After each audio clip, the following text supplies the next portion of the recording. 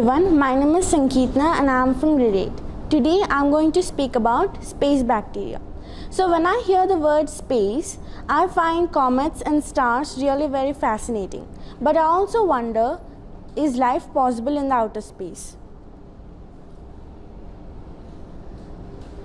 So the scientists from Japan had discovered that few types of bacteria can survive in the outer space. They had made a conclusion that a special type of bacterium named Deinococcus radiojurans can survive in the outer space for over 3 years, and the remaining bacteria can only exist in the interior of the space station.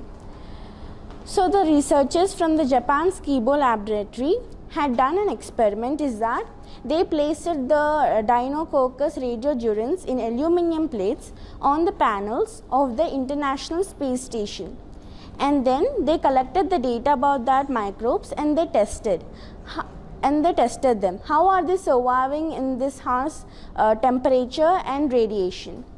And they observed that the cells in the interior of the bacterial colony had actually survived, but the cells in the exterior had actually died. So I hope that in the future we could make still more scientific conclusions. Thank you.